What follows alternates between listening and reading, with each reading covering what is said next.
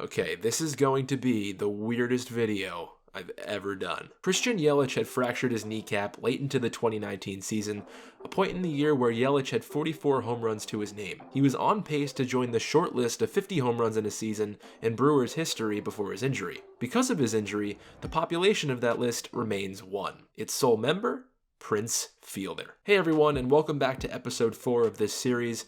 If you haven't seen any of these before, I basically go back and recap the careers of certain players, typically those whose careers took a turn for the worst, talk about how they ended, and then sometimes talk about where they ended up afterwards. When I knew I wanted to dedicate one of these episodes to one of my favorite players and wine entrepreneurs, I started thinking about his story, and thinking about it actually got me really sad. I figured who better to try and help me get through these kinds of emotions than Sadman Baseball himself. He and I are going to go through the entire Prince Fielder timeline and hopefully either educate you on the career of one of the best home run hitters of this century, or bring back some old memories that you may have had of him growing up like I did. Before we talk about anything Prince Fielder related, we've got to talk about something that we're doing this video, and you've got to start paying attention to me right now, because it's gonna get weird. So I watched a video the other day about the Star Wars universe, and more specifically, different ways you can watch the Star Wars saga and have them have different effects on you based on the way you watched it. I promise this will make sense in just a second. It's just the way those stories are told in chronological order has a different effect of how you perceive the story. It got me thinking about the different ways you can tell a story,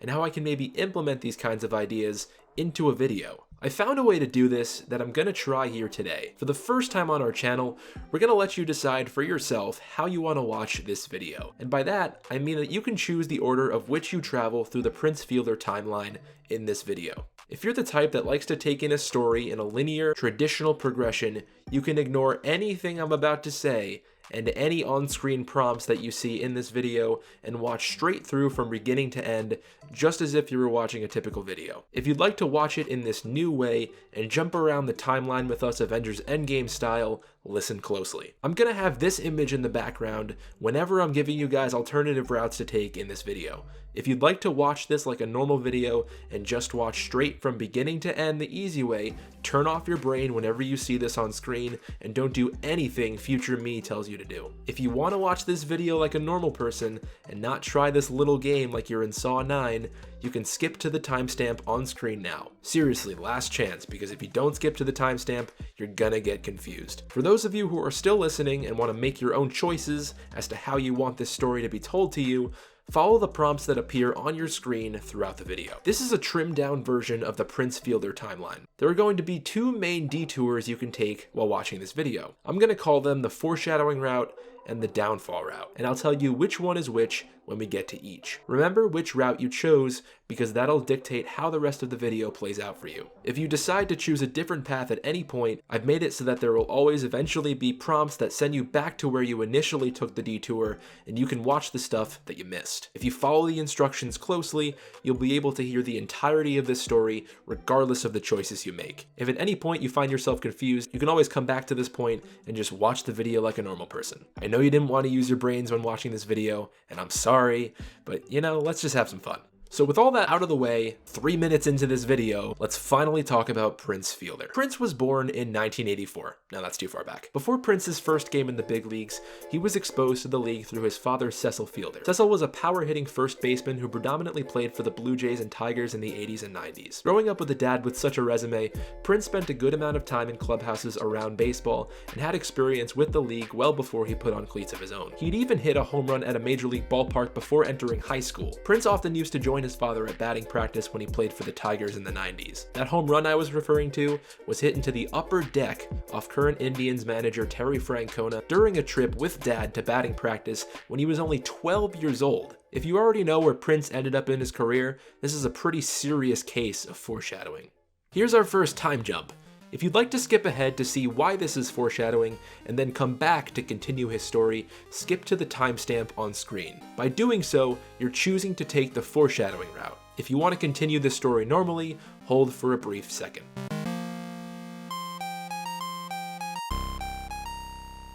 Welcome back if you decided to take the foreshadowing route, and if you've stuck around, let's continue. By the time Prince's career was over, him and his father had both hit 319 career home runs. That was a pretty incredible stat, But as we'll see throughout this video, Prince didn't want to be in his dad's shadow his entire career, and had always strived to distinctly separate his career from his father's. The 2002 MLB draft featured a few well-known names: Zack Greinke, Joey Votto, Cole Hamels, Curtis Granderson, the guy who punched Bryce Harper in the noggin, and of course, Prince Fielder. After being drafted by the Brewers, he spent a few years in the low tiers of the minor leagues. In his first professional game, he hit a game-tying grand slam in the 9th inning and didn't look back from there. He was looking like the guy everybody predicted him to be. As the next few years progressed, he climbed up the ranks and began the 2005 season with Milwaukee's AAA affiliate. Only a few months into the season, Prince had received the call to join the big league club. Right out of the gate, Prince had found success in the big leagues, to the surprise of few, and forced the Brewers' hand. The club had dealt away starting first baseman Lyle Overbay to the Blue Jays the following year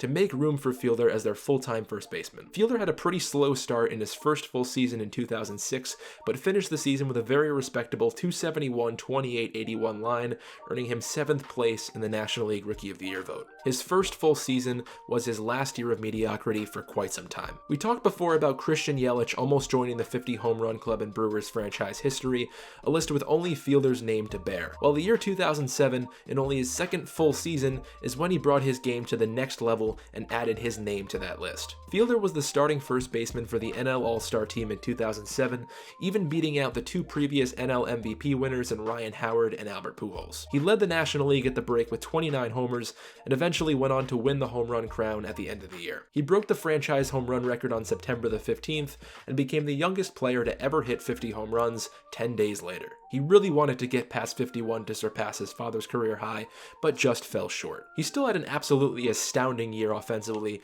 slugging 50 home runs, driving in 119 runs, and having an OPS over 1, including a major league leading tie in WRC with the great Albert Pujols. In only his second big league season, Fielder had already become a name pitchers across baseball knew all too well. With Fielder looking like the star he was predicted to be, he looked to continue to produce in the next season. Here's our second time jump. If you'd like to look ahead to see where Prince ended up before continuing and take what's called the downfall route, go to the timestamp you see on screen, and Sadman Baseball will take care of you for a bit before sending you back to this very spot. If you had taken the foreshadow route, don't listen to what I just said. Continue watching.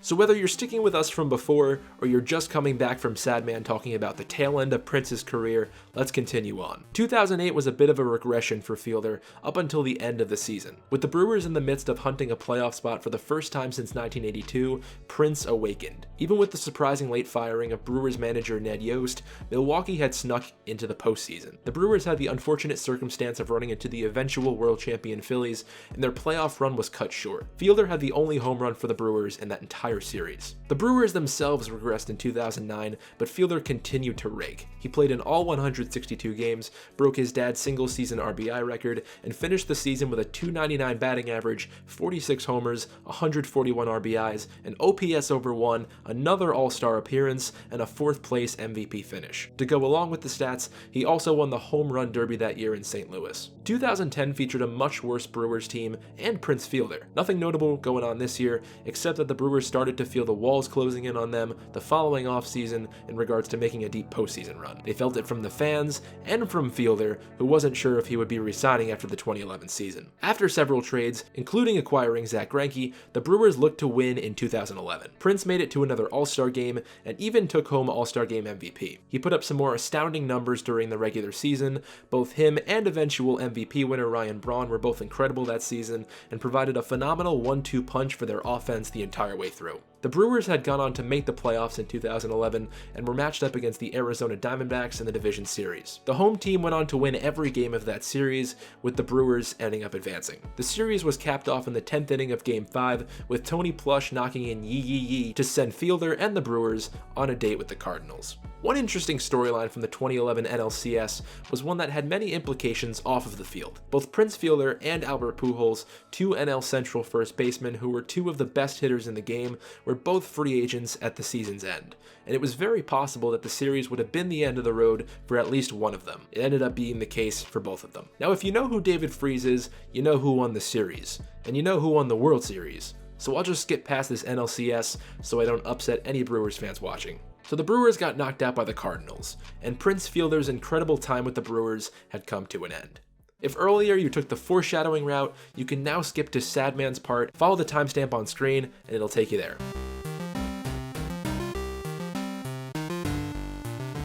If you're just joining us from taking the foreshadowing route, welcome, and if you've been watching this far, let's continue. So Prince Fielder hit the free agent market in the 2011 offseason, and in January of 2012, took his home run hitting talents to the city of Detroit. Prince went from watching his dad play for the Tigers and hitting a home run at Tigers batting practice at the age of 12 to being the one getting paid to hit homers for them himself. Fielder signed a 9-year, $214 million deal with the Tigers to give them one of the best two middle-of-the-order duos in all of baseball. Fielder was an all-star again in his first season with the team in 2012 and was also chosen by Captain Robinson Cano to participate in that year's home run derby, a derby he'd end up winning for the second time in his career. He was also the only player ever to win the derby in both leagues and joined Ken Griffey Jr. as the only two players who had won it twice. Yoenis Cespedes would eventually join them 2 years after. Fielder's impact on the team was felt all season, and especially by Miguel Cabrera. Fielder's protection hitting behind Cabrera definitely played a role in Cabrera's historic Triple Crown winning season. The Tigers would go on to win the AL Central,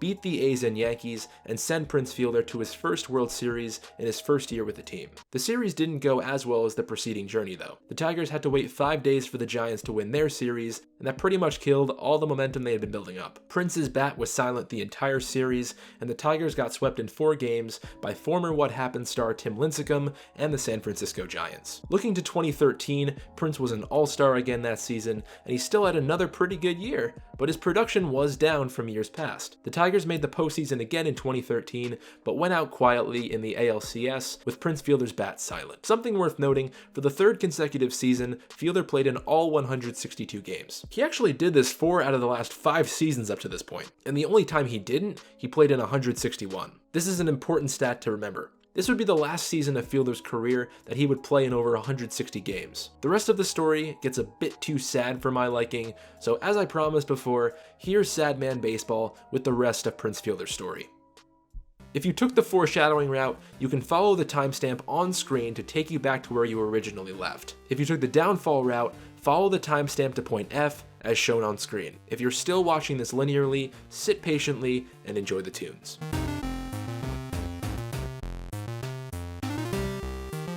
Alright, Sadman, the stage is yours. Imagine with me for a moment, and just a moment. This won't take long, I promise. Okay. Imagine being born. Imagine being an infant. Open your eyes. Try your hardest. Good. I'm so proud of you. Now, who do you see? Yeah, it's your dad. Do you know who your dad is? It's baseball's very own Cecil Fielder. Yep, the very one. He was the first to hit 50 home runs in a season since George Foster in 1977. You did it! You chose the right dad.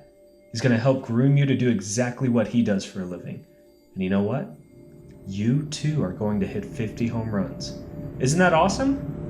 What a swell dad. Dad? Dad? Dad?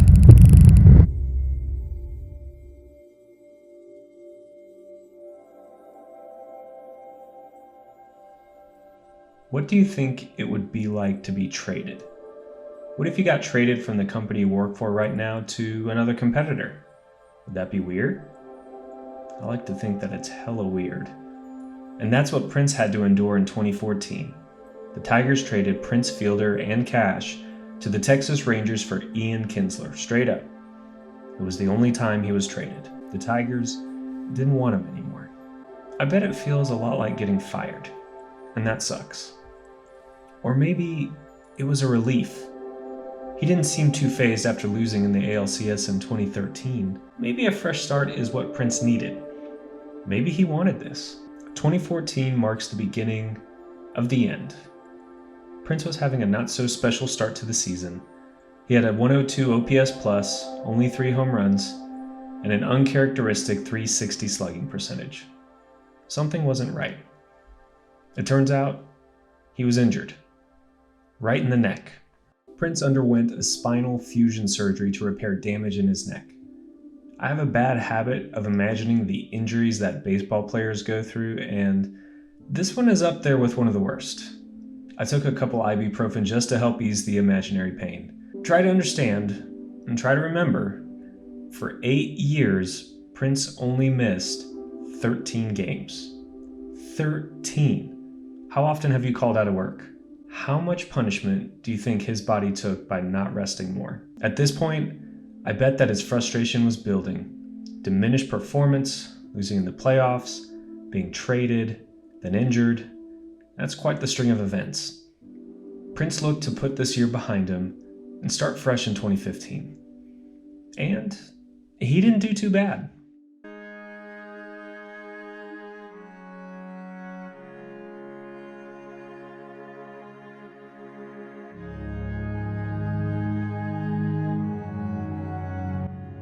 He came out hammering the ball in the first half, hitting .339, .403, .521 with a .160 OPS plus.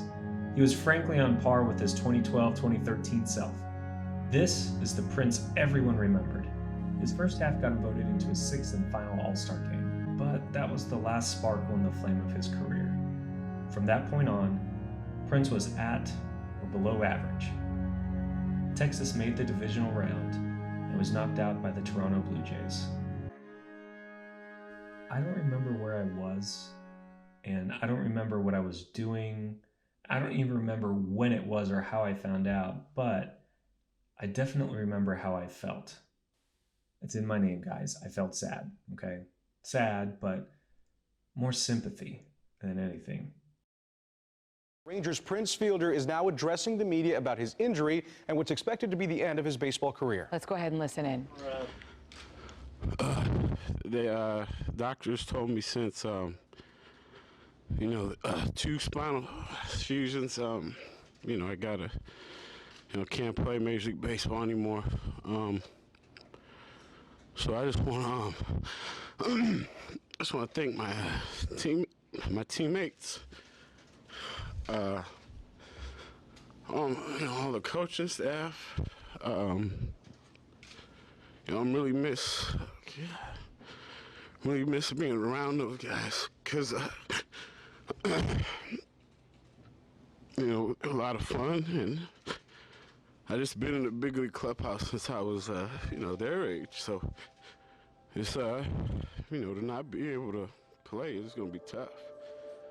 So, like I said. We usually get to see baseball players bow out gradually as they slowly grow old or their performance worsens, but with Prince, it didn't feel like that. It felt like his career abruptly halted, like it was taken away from him. Prince Fielder had undergone a 2nd spinal fusion in his neck and was declared medically unable to continue playing baseball. He would be retiring. His performance in 2016 showed that something was clearly wrong. He had a steep drop-off, didn't look himself. He was hurting, and hopefully that surgery ended or at least curtailed any suffering he may have endured. His playing career is over, but on the other side, he has his family to enjoy, which hopefully includes his father. According to a Fangraphs article, Prince Fielder alleges that his father Cecil stole $200K from his signing bonus to pay for fees related to Cecil's divorce. They had a falling out at the time and they weren't really on speaking terms.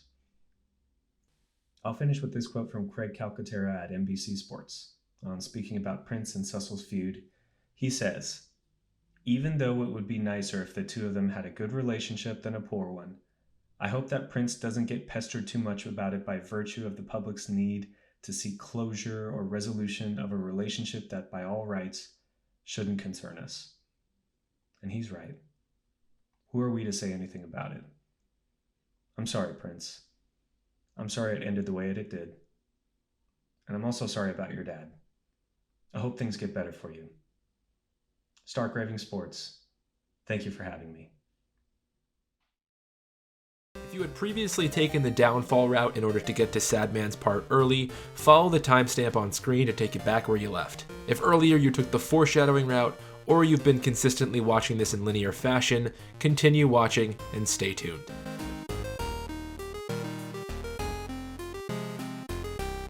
Alright then, let's finish this story up. Prince Fielder left the major leagues on a much more sour note than when he entered. His injury was definitely a rough end to such an impressive decade-long run in the major leagues. Even with the hand he was dealt, he did his best to keep his head held high and make the most of life after baseball. To go along with spending more time with his family, Fielder started a cooking show with his wife Chanel called Fielder's Choice that featured guests like Cecil Sabathia, Ken Griffey Jr., that guy from Mob of the Dead. It actually sounds pretty good, I might go watch it. He seems like he's accepted how his career ended and is just taking life as it comes, and I guess that's all you can really ask for when you're in that kind of situation. He was one of my favorite baseball players growing up, and I'm certainly thankful that I was able to grow up in the Prince Fielder era and had the privilege of watching him play in the major leagues. I'll always remember Fielder as the guy with the swing powerful enough to tear a building down, the guy who broke Barry Bonds' single-season home run record with my Brewers franchise and MLB The Show, and the guy who had a wonderful career in Major League Baseball. When asked how he wanted to be remembered as a player, Prince said this, that I was a guy who came to work every day. I was there. When my manager got to the field at 12, I felt like there was no reason for him to ever wonder if I was playing. For me, that's a big deal. I teach that to my kids. I've always said, you make a lot of money in Major League Baseball, and it's all guaranteed. So what do you have to lose by going all out? I got hurt and lost my career, but that's why they do it, so you can give all you got. I'd like to thank Sadman Baseball for joining me in today's video. He's only made 2 videos before, so I'm incredibly grateful to be in such exclusive company. His stuff is really awesome, so if you're a baseball fan, you will not regret heading over to his channel by going either to the description or waiting for the end screens. Also, if you guys can let me know if you like this style with the whole choose your adventure thing, I'll definitely make sure to incorporate this into future episodes in cooler and more innovative ways if you guys thought it was good, so definitely let me know if you enjoyed that. I hope you all enjoyed today's video. Hopefully it wasn't too long for your liking. Thank you all so much for watching this far, and I'll talk to you in another video very soon.